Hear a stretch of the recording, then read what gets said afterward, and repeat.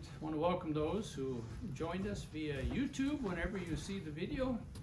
The Morehead Church of Christ Wednesday evening Bible study. We are studying through the book of Job, and tonight we'll be studying through chapter 41. Before we dive into chapter 41, we want to review chapter 40. So it's always good to sort of think about what we've studied before we go into a new chapter.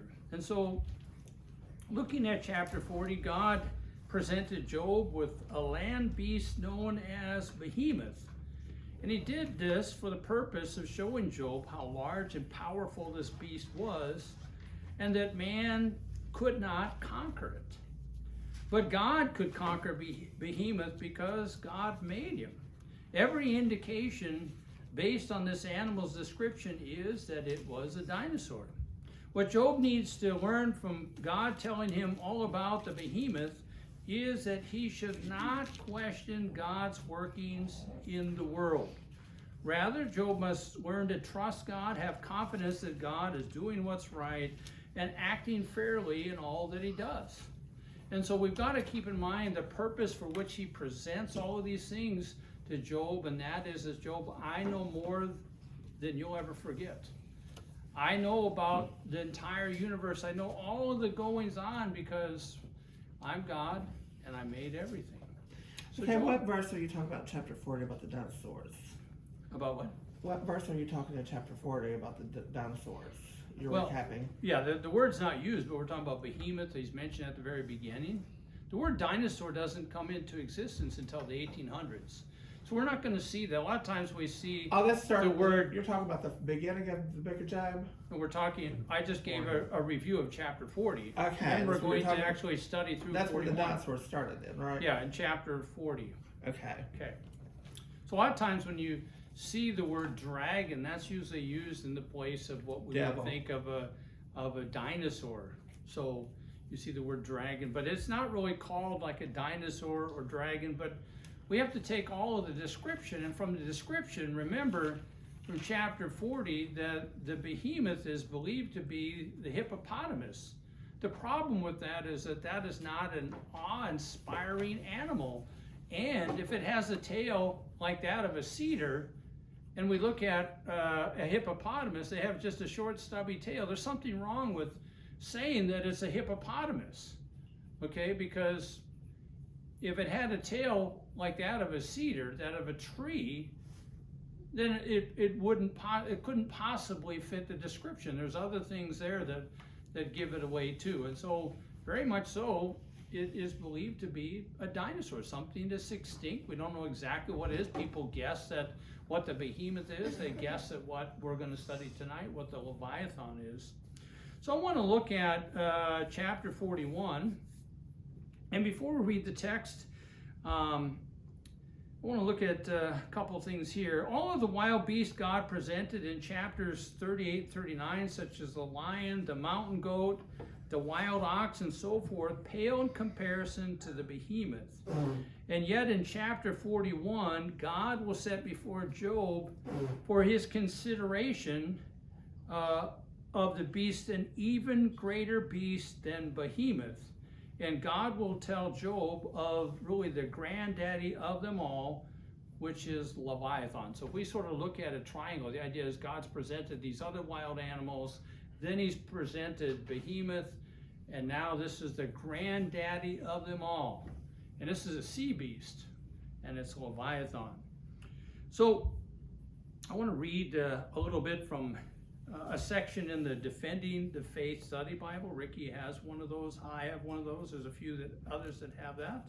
And they have a section there, and you're in the Defending the Faith Study Bible, right here in Job, it's entitled Behemoth and Leviathan.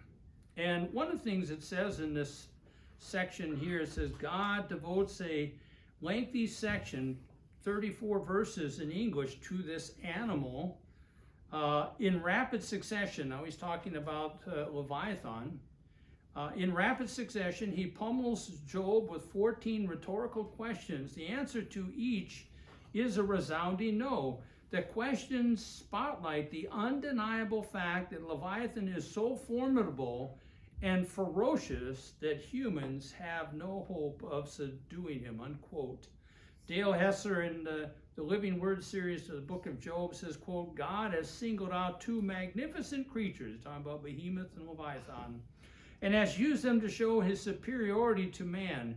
Man not only fears such animals, but is altogether incapable of understanding how such a creature might be created. The being who created the Leviathan must remain forever incomprehensible to man, unquote. So tonight, we've already looked at Behemoth last week. We're going to look at Leviathan. And the idea is that Job, I want you to sort of take notice of this, understand things that I'm explaining to you that you can never know or fully understand. But because I created the Leviathan, because I have the understandings, I can explain all these things to you. Well, I want to make a remark on that. I believe God created these animals, ferocious animals and stuff, because if you look at Daniel, he was put in a den of lions for courage and bravery and knowing how to fight the devil.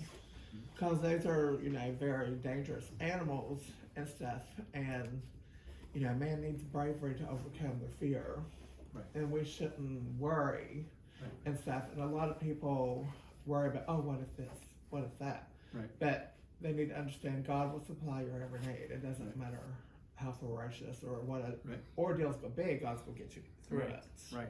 So in presenting this, the idea is Job, take notice of this magnificent creature, because the idea is that I'm not going to give you the answer you want. You want me to tell you why you are going through this great suffering that we read about in the very beginning of the book, and we hear some of that.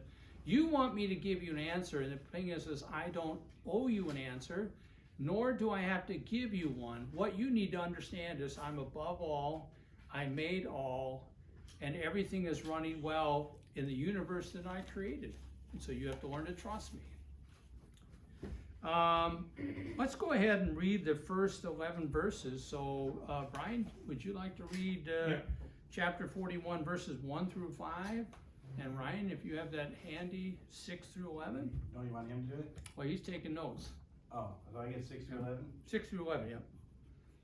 Can you draw out Leviathan with a fish hook, or press down his tongue with a cord? Can you put a rope in his nose, or pierce his jaw with a hook? Will he make many pleas to you? Will he speak to you soft words? Will he make a covenant with you to take him for your servant forever? Will you play with him as with a bird, or will you put him on a leash for your girls? Will the traders bargain over him?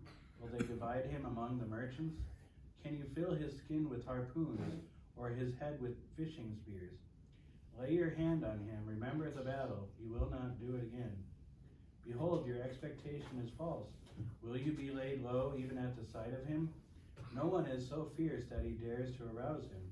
Who then is he that can stand before me? Who has given to me that I should repay him? Whatever is under the whole heaven is mine. All right. So we want to sort of look at these verses. We really want to understand, of course, what God is telling Job here. And first of all, these first 10 verses through 10a is talking about Leviathan's invincibility. In other words, he is an incredible creature. And you know what? He's not like some of these other wild animals that I've already described, that man can essentially subdue and essentially really bring them down and defeat them and kill them or whatever. This creature, you cannot do that with. So what God is saying to Job here, he says, verse 1, can you draw out Leviathan with a fish hook, or press down his tongue with a cord? Now we need to understand that there are a lot of people that believe that Leviathan is an alligator. Okay, but when we study through the text, And we also consider the other animals that that God has already told Job about, the wild ox and a lot of these things like that. An alligator, after you sort of trying to sort of really build this up, and this is sort of coming to sort of the end of what God's saying is, an alligator, or a crocodile I should say, is really sort of a very unimpressive animal to use to impress upon Job really the magnificence of the creature. In other words, it's something that just doesn't fit the bill. And as we study through here, we're going to see things that are said about it that really don't seem like he's describing a crocodile. So the language here in verse 1, God employs is that of men, or a man or men capturing and subduing the great Leviathan. And the fish hook here, according to Brown Driver's Briggs, or I should say according to Nelson's Illustrated Bible Dictionary, talks about a special hook of bone or iron used for catching and holding fish. And it talks about here that this probably referred to the common practice among conquering nations such as Egypt and Assyria, placing fish hooks in the mouth of captives to make them easier to handle. The International Standard Bible Encyclopedia talks about here that it's a fish hook is an instrument for fishing. It says the ancient Egyptian noblemen used to amuse themselves by fishing from private fish pools with hook and line. And it says the Egyptian monuments show that the hook was quite commonly used for catching fish. So you think about what's being said here about this this fish hook, and the idea is that God is saying that it cannot be captured with that. We think about sort of a crocodile. We think about some of the techniques that people use to get them. The idea is that God is building this creature up, and the idea is you can't. He says here, or press down his tongue with a cord. The idea is can the Leviathan be captured with a rope? And the answer, of course, is no. And we've seen that people today easily deal with alligators and crocodiles. And so the idea that God is building him up and essentially saying, you can't really capture this creature. You can't subdue this creature. He is beyond the control of men. It just doesn't seem like it fits the bill, especially when we think about the rope being made of a bulrush, and that's what's talked about in verse 2. Can you put a rope in his nose or pierce his jaw with a hook? And so I want to read a little bit more from this section here in the Defending the Faith Study Bible and Behemoth and Leviathan. And they've studied this about the crocodile and in relation to what's being said here. And I'm going to read the section here that goes along with this.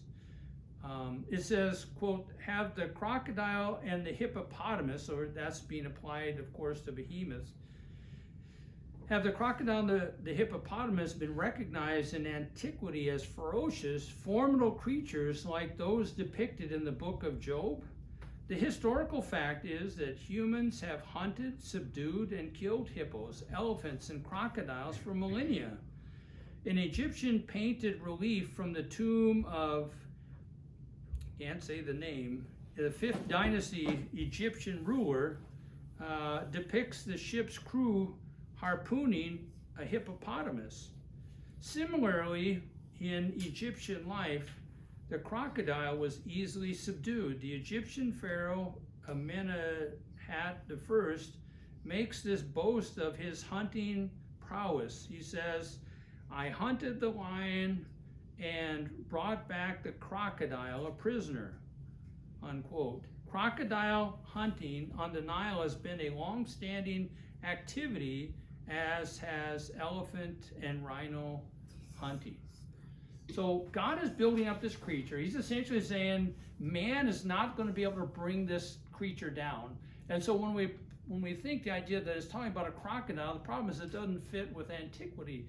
In what we read, the idea is that they weren't afraid about the crocodile. They weren't intimidated by it. The idea is that you could subdue it. You could essentially kill it, and you could control this animal.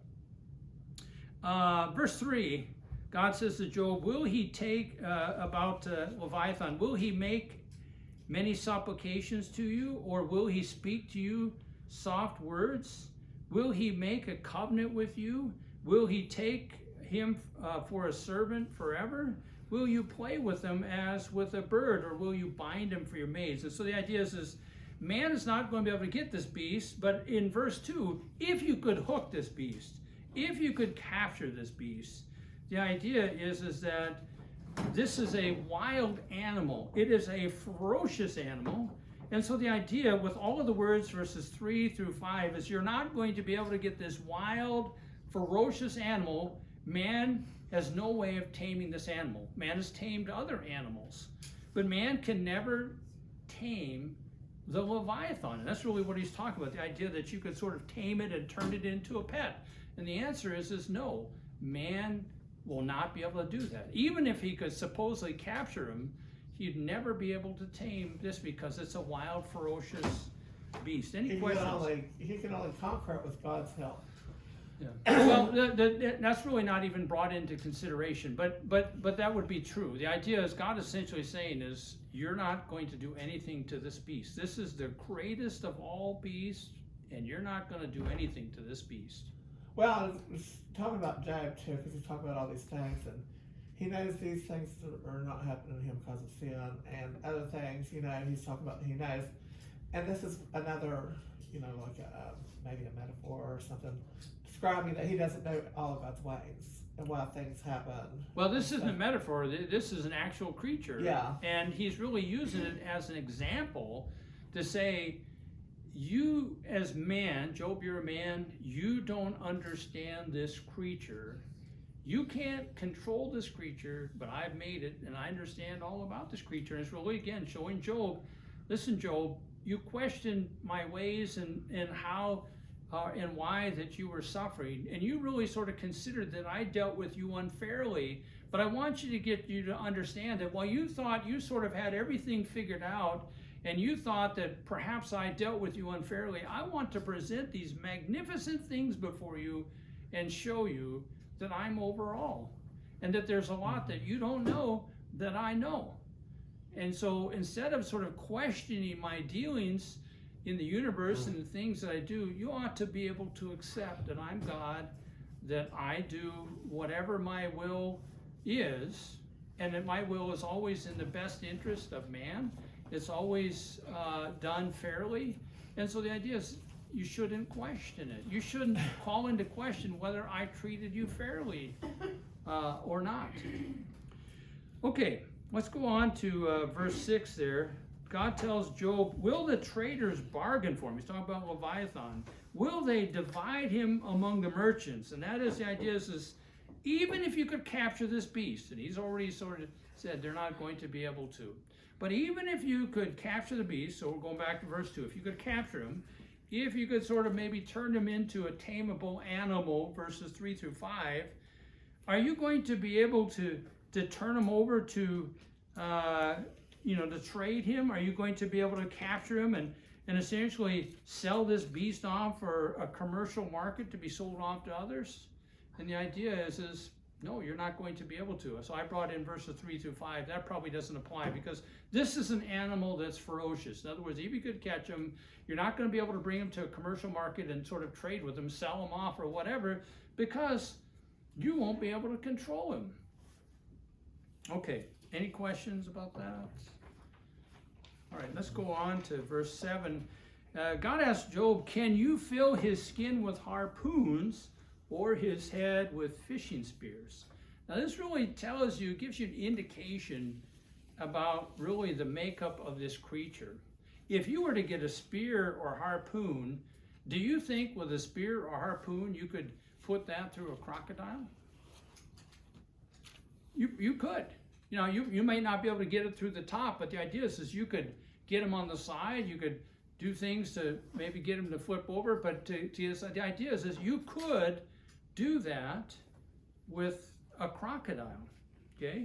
So a spear would certainly pierce through the hide of a crocodile. And so you might be able to do that with a crocodile, but God is saying you're never going to be able to drive a spear through the armor-like hide that the Leviathan has. Verse 8, God says to Job, lay your hand on him. Remember the battle, you will not do it again. And so he's thinking about this and showing the idea that man is going to go up against, if a man were to go up against a Leviathan, he is really ill-prepared to capture or kill him. In other words, this beast is towering you, and you're going to try to bring him down, but it's not going to work because it's going to be an epic battle. In other words, you'll be lucky to survive the battle, and in the aftermath, if the hunter, if he lives through this horrific experience, he will learn a valuable lesson about attacking the Leviathan, and that is what? You can't win. Yeah, and you don't ever want to do that again. Yeah. Because you can't beat the Leviathan. Okay? Verse 9, God says to Job, behold, your expectation is false. Will you be laid low even at the sight of him? And so the man he's talking about in relation to Leviathan, verse 8, the man convinced he could beat the Leviathan is really self-deceived. Just because man believes he can do something, because he has the desire to do something, he wants to take the initiative to do something, the idea that he can actually believe that he can take down the Leviathan, God is saying he's self-deceived, because the Leviathan is intimidating just looking at him, and really he discourages hunters because he's so big and he's so strong, and he has this scales of armor, if you will, all over covering his body. In other words, you really got a lot on your hands. He's unlike any other creature that men have ever hunted. Verse 10, God says to Job, no one is so fierce that he dares to arouse him. Who then is he that can stand before me? So what do you think God is saying in verse 10? As you look at the text there, and you examine the text, what do you think God is telling Job in verse 10? Now he's talking about, of course, the Leviathan, right? If you're afraid of the Leviathan, shouldn't you be more worried about me? Okay, so there's a comparison between Leviathan and God. Very good. There isn't any man that's fierce enough that will intentionally awake the Leviathan if he's sleeping. In other words, it doesn't matter who you think you are or whatever. The idea is you're going to awake a ferocious creature that's going to be startled once you wake him. And the idea is nobody's going to do that. And as Ryan said, the idea is what man can stand before the Almighty and challenge him? Again, it's sort of getting Job to recognize, Job, you're really out of line with some of the things that you've been saying. You think you know me. You want to debate me in a court of law. You want to show me essentially where I've done you wrong, Job. And the idea is you don't understand these things. You couldn't essentially fight this Leviathan. No man could. So what makes you think that you could stand in my court and stand before me and really tell me that I'm wrong? Okay. Verse 11.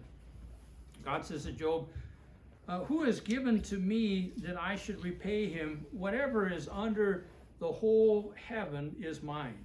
And so we're talking about the end of verse 10 there, about someone standing before God. And the idea is no one has given God anything. And because no one has given God anything, the idea is nothing from God is due to them. In other words, God is not indebted to anyone, because everything in the material universe already belongs to God. Okay. There's any questions? No questions. We're going to go to the next section, which is verses 12 to the rest of the chapter. So, Ruthie, would you like to do a little reading or pass? Okay. Jenna, would you want to read 12 through 19? Okay. And then Brian, 20 through 26. Okay. Ricky, you want to do 27 to 34? Yeah. Okay. 27 to 34. 19 through 26? Jenna's doing 12 through 19.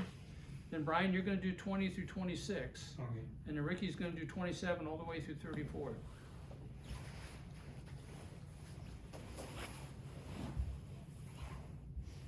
will not keep silence concerning his limbs or his mighty strength or his orderly frame. Who can strip off his outer armor? Who can come within his double mail? Who can open the doors of his face? Around his teeth there is terror. His strong scales are his pride, shut up as with a tight seal. One is so near to another that no air can come between them. They are joined one to another. They clasp each other and cannot be separated. His sneezes flash forth light, and his eyes are like the eyelids of the morning. Out of his mouth go burning torches. Sparks of fire leap forth. Out of his nostrils comes forth smoke, and from a boiling pot and burning rushes. His breath kindles coals, and flame comes forth from his mouth. In his neck abides strength, and terror dances before him. The folds of his flesh stick together, firmly cast on him and immovable. His heart is hard as stone, hard as a lower millstone. When he rises himself up to the mighty are afraid. At the crashing they are beside themselves. Though the sword reaches him, it does not avail, nor the spear, the dart, or the javelin. He counts iron as straw and bronze as rotten wood. The arrow cannot make him flee for him. Sling stones are turned to stubble. Clubs are counted as stubble. He laughs at the rattle of javelins. His underparts are like sharp potsherds. He spreads himself like a threshing sledge on the mire. He makes the deep boil like a pot. He makes the sea like a pot of ointment. Behind him he leaves a shining wake. One would think the deep to be white-haired. On the earth there is not his like, a creature without fear. He sees everything that is high. He is king over all sons of pride.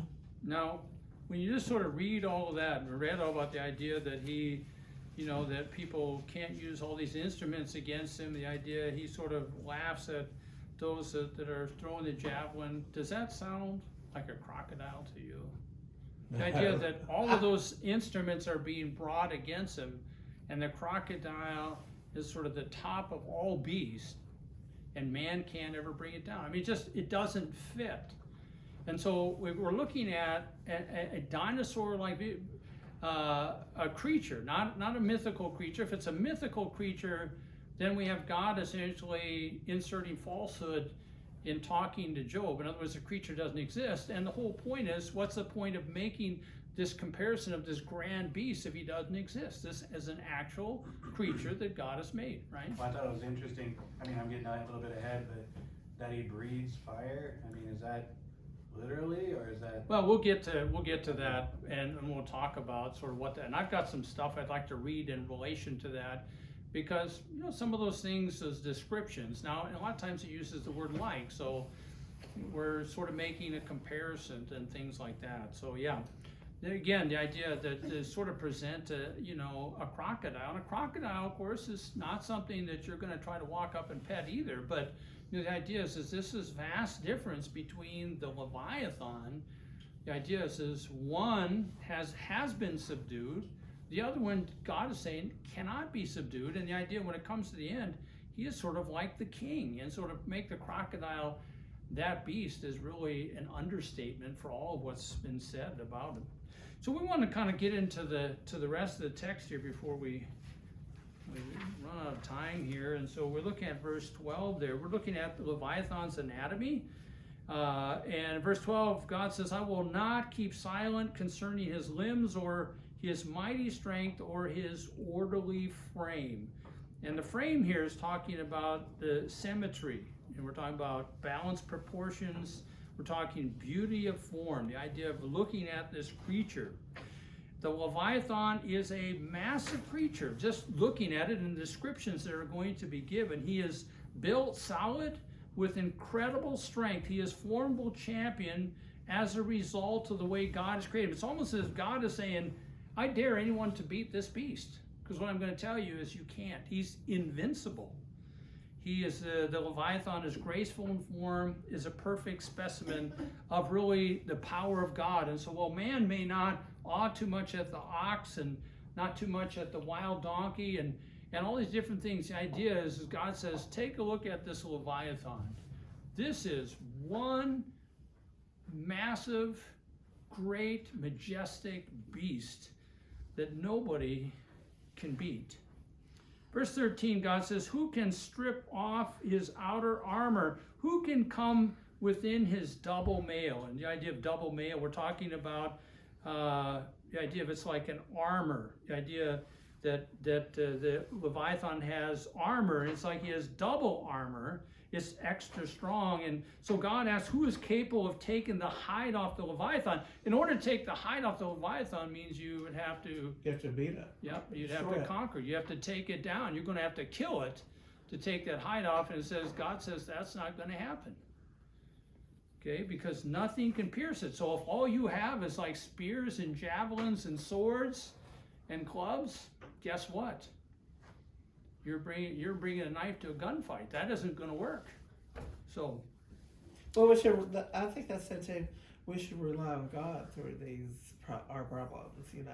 Well, yeah, and it's again the idea is we're not. The idea is there's a point. We don't have the answer to everything. Right. There's a point of all this, and that is not sort of to dazzle us with the Leviathan, which is an incredible feat of God, but to get us Job to recognize and us as well, that we might think we know a lot about God, and we might think that we know a lot about life, and we might have trouble with why things are done the way they are by God. And the thing is if God can make this incredible creature, and he knows all about it, and he can create it, we don't know where to even start to even be able to do something. We could never do something. So wouldn't it be better in all these things that we have questions and doubtings, we say, you know what, I don't know, but God knows. And I walk with God. And you know what? It's going to be okay because, you know, look at God created everything. And he created this behemoth and he created this Leviathan. Things that are more wonderful and beyond my understanding. The idea is, and there's a lot of other things beyond our understanding that God knows and he's on top of. We should trust him. And you know what? Whatever he does is good and right. It's in our best interest, even if we don't understand. So that's the whole point of showing us this Leviathan thing, because essentially Job is saying, I don't know this creature. I don't have the power over this creature.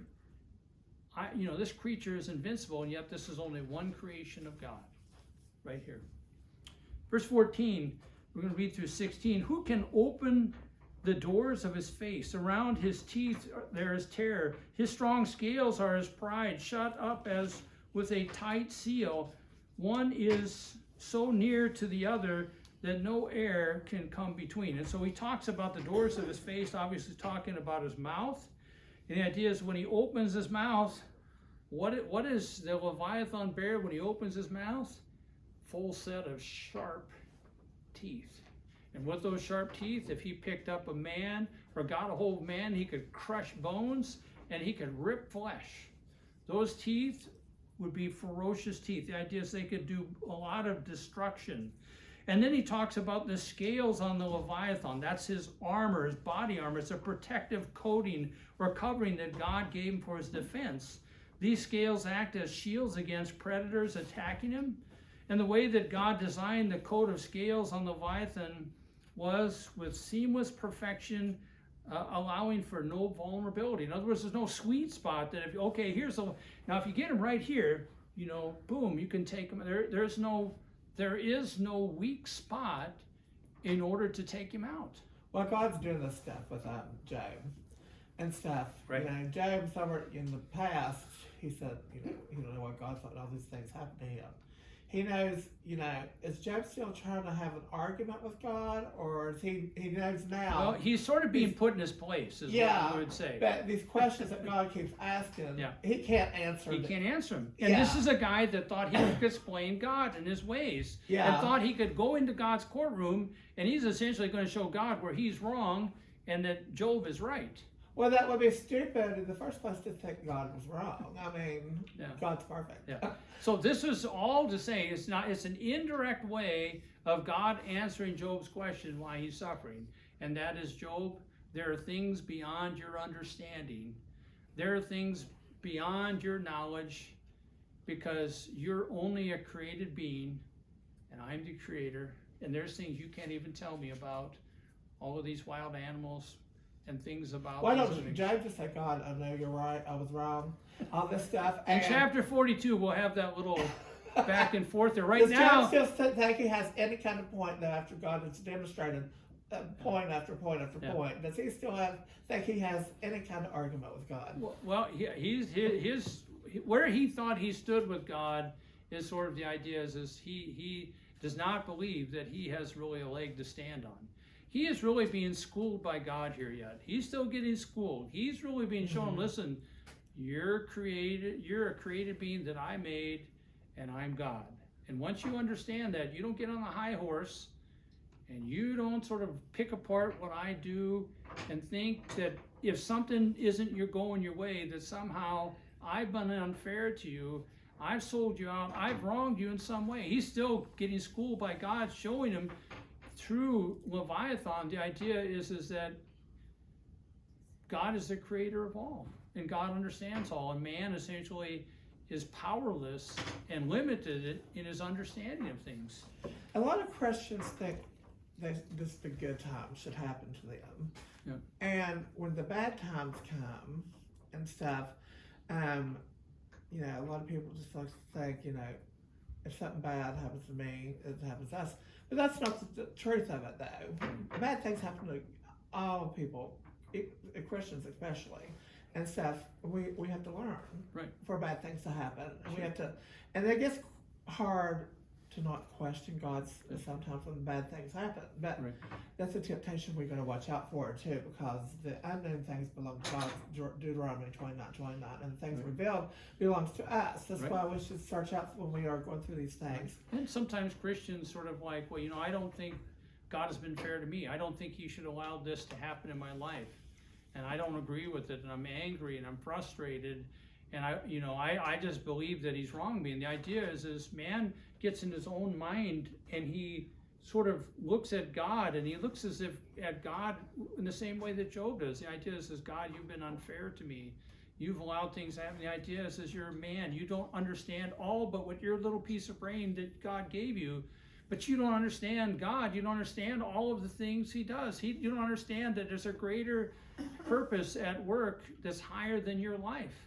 And this is where you sort of have to recognize, what? I don't understand.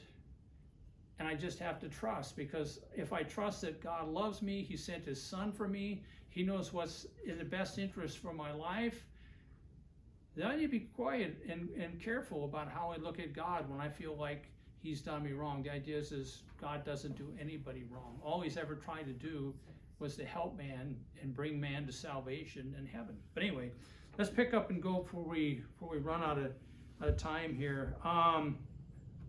Verse 17, about the scales there, God says they are joined one to another, they clasp each other and cannot be separated. And so the idea is the Leviathan scales are tightly fit together. In other words, there's no vulnerability for a spear or sword to sort of get in between those scales. Verse 18 through 21, about the Leviathan, God says he sneezes, flash forth light. His sneezes, flash forth light, and his eyes are like the eyelids of morning. Out of his mouth go burning torches, sparks of fire leap forth. Out of his nostrils smoke goes forth as from a boiling pot, and burning rushes. His breath kindles coals, and a flame goes forth from his mouth. This is what Ryan was talking about. And these are some things, and the idea is we're thinking about this, is we don't know which dinosaur that God's talking about. Is there a dinosaur that has not yet been discovered? I mean, we say it's like this one, but this one, could it do this or could it do that? The idea is just because we haven't found one that fit the exact bill, the idea is there's still more bones and things out there that are out there from dinosaurs. But again, I want to read something about this because this may give us a little bit more insight into sort of what's being said here.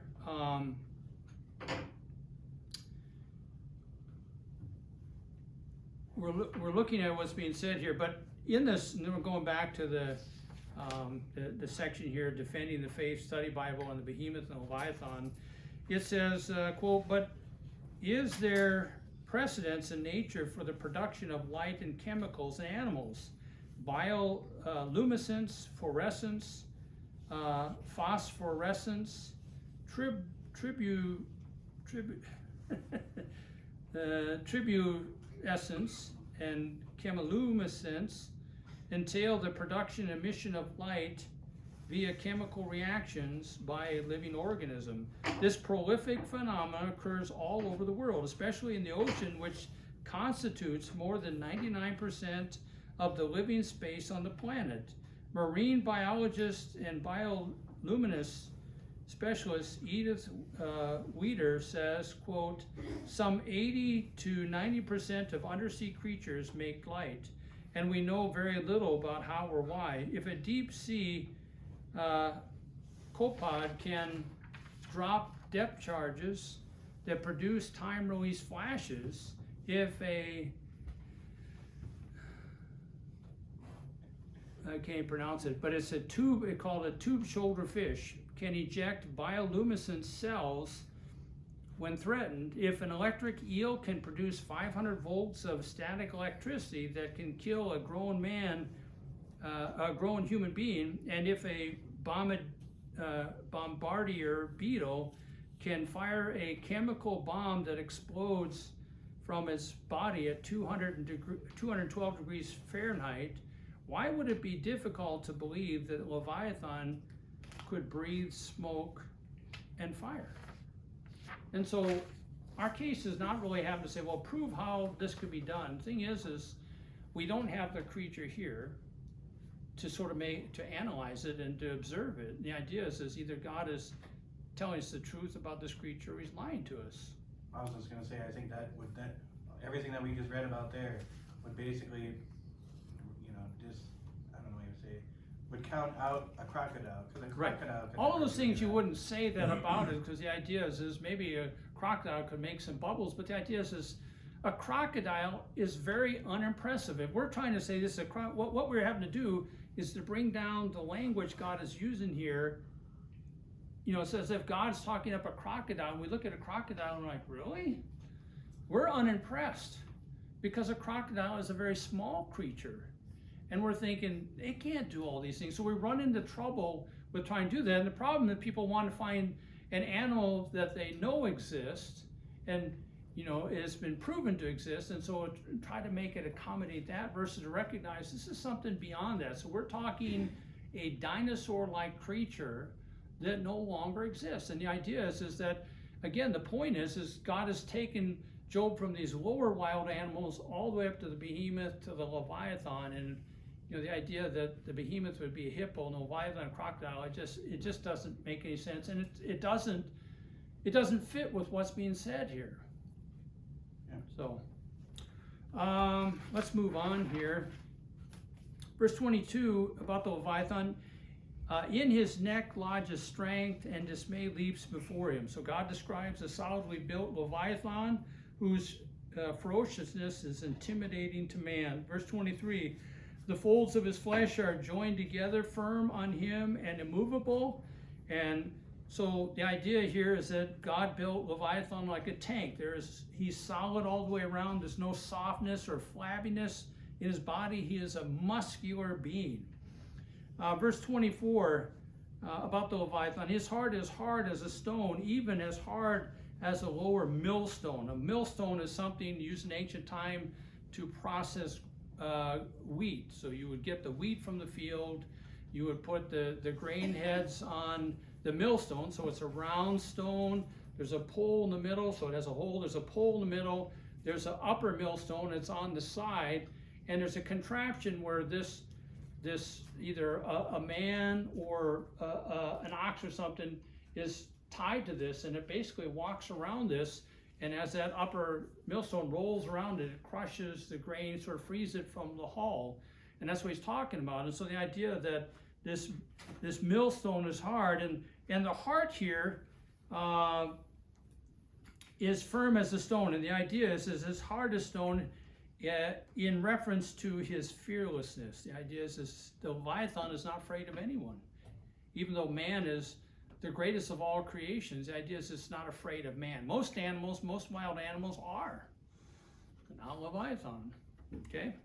So we're going to get to 25 through 32. That's the Leviathan's impact. Verse 25, it says about Leviathan, when he raised himself up, the mighty fear, because of the crashing, they are bewildered. And of course, mighty here, Brown Driver Briggs Hebrew English Lexicon, we're talking about men of might and rank. The idea that these are the boldest of people, the strongest warriors, whatever you want to put in there. And the idea is when he raised himself up, so if he's in the water, the idea is that maybe he doesn't seem all that intimidating, but when he gets up, you go, uh-oh. And so the idea is he walks, he comes up. The idea is you see the full size of this great being. The idea of crashing, this is sort of what happens as this creature moves around. He's a massive creature, he's crashing. The idea that people can hear sort of what happens as he moves. And it leaves all of those who hear, New American Standard, bewildered. And this probably means in the sense of astonishment and terror, and makes them lose the way in which they were going. Others just sort of scatter. Verses 26 through 28. The sword that reaches him cannot avail, nor the spear, the dart, the javelin. He regards iron as straw, bronze as rotten wood. The arrow cannot make him flee. Sling stones are turned into stubble for him. All these things that usually would work on other wild animals, guess what? They're child's play. That's essentially what it's saying here. And the idea of the spear, the dart, javelin, all are sharp instruments designed to puncture. And the idea is they're like straw. There's nothing that they're going to be able to do. A sling stone would be like the stones that, like David took down Goliath with. The idea is you've got it in there. And all these things are instruments that could subdue other creatures and man, but they have no effect against the Leviathan. They're useless. Verse 29, another instrument to sort of subdue men and animals with their clubs. And so the idea is his clubs are regarded as stubble. He laughs at their rattling of the javelin. Javelin is something, unlike the spear, you hold on to and try to puncture with. The idea of the javelin is you pick it up and you throw it. And the idea is that you're going to try to puncture somebody at a distance with the javelin. The idea is it's not going to work. It's not going to puncture. Verse 30, his underparts, so we're talking about the underside of Leviathan, are like sharp potsherds, the idea of broken pottery. So the idea is very jagged, it's very sharp. He spreads out like a threshing sledge on mire. A threshing sledge, if we think about a threshing floor, we're talking about separating grain from the stalks and the hulls. And in ancient times, they would bring sort of grain up in there that had to be freed from the stalks. They'd lay it out on the threshing floor, which was a solid surface. Then they would bring oxen on top of that with a wooden sled with sharp instruments on it. And the idea is this would help to you run that over, that would help to free the grain from the stalks. That's from Zondervan's Pictorial Bible Dictionary. Let's see. Yeah, he spreads out like a threshing sledge on mire. The idea is it leaves sort of a massive presence on the surface in which he moves. Verse 31 about the Leviathan, he makes the depths boil like a pot. He makes the sea like a jar of ointment. The idea is not that he sort of heats up the water, but the idea of it is that when he moves about, he does what he leaves an effect of producing lots of bubbles in the water, and it looks as if the water itself is boiling as the sea is being stirred up from the bottom like a jar of ointment. Verse 32, behind him he makes a wake to shine. One would think the deep to be gray-haired. And so God is talking about the wake or the path that's left behind. When Leviathan passes through the water, his trail looks like a gray streak. Verse 33, nothing on earth is like him, one made without fear. And so the idea is here is a wild beast that's not afraid of anything. Why? Because there's nothing to be afraid of. There's no other animal that God has made or beast that can compete with him. There's no one that is going to be his equal. And then verse 34 about Leviathan, he looks on everything that is high. He is king over all the sons of pride. And so we're talking about here, Brown Driver Briggs Hebrew English Lexicon, the word pride here and is talking about the majestic wild beasts. And so the idea is he sits sort of as the king of the jungle, but in this sense, the idea is he is king of all of the other creatures. Leviathan is an exalted position because God created him to hold that exalted position. Therefore, he is king over all other creatures because of his size and his strength. Right. What did you say that this was? What kind Crocodile? of? No. What is it? Like biblically speaking, what is it? Like what kind of a dinosaur was it? We don't know. Oh, I thought you said there was. We don't know. There's different ones thrown out.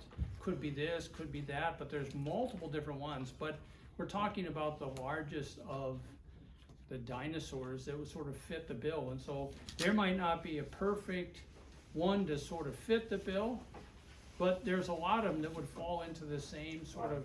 Yeah, I was just gonna say, you can see why that dinosaur didn't make it into today's time, because they always say, man is top of the food chain. Well, if that man can't dig out that thing, Well, God in his wisdom, the idea is that dinosaurs served a purpose, but obviously if the world was, God said be fruitful, multiply, and fill the earth, the idea that you can't have, sort of man and dinosaurs competing for the same areas, because the dinosaurs obviously would be the ones that would. Especially if you're going up against one of these. Yep, it'd be very difficult for man to sort of subdue. But we kind of bring it to the end here to recognize the ideas as God is teaching Job a valuable lesson. I think the lesson cannot be understated today. The idea is there's a lot of things that we think we might know about God, and there are things that we think that maybe God should do differently. We might think God shouldn't have allowed this in our lives or this to happen. The idea is maybe we need to take a chair next to Job and we need to consider what God is saying. The idea is I don't owe you an explanation. What I'm going to tell you is I'm above all, I know all things, and it's really you should be trusting me because you have a relationship with me. If you have a relationship with me, what do you have to lose? What do you have to fear? What is going to essentially keep you from enjoying all the blessings in Christ? And well, he's initially telling Job that is not to question his authority, God's authority. Well, his workings in the universe and the world, you shouldn't question that, right? Because you don't know enough to stand in judgment of God. You're limited in knowledge. You don't know. You can't judge God unless you know everything that God knows, right? Mm-hmm. I mean, you'd have to know everything, and then you'd have to consider what God has done, and then say, you know what? I know all this stuff, so I know right here. This is the case. Ruthie, if you have to go ahead and go. I don't want you to be late for your ride. But anyway, the idea is that no one could essentially pass judgment on God if they don't know all the things that God does. So therefore, have a good week. We are, God bless you. We're humbled by really the lesson that God teaches Job here in chapter 40 and 41. I want to thank those who joined us via YouTube. God bless you. Lord willing, we'll finish chapter 42, the last chapter of the book, this coming Wednesday.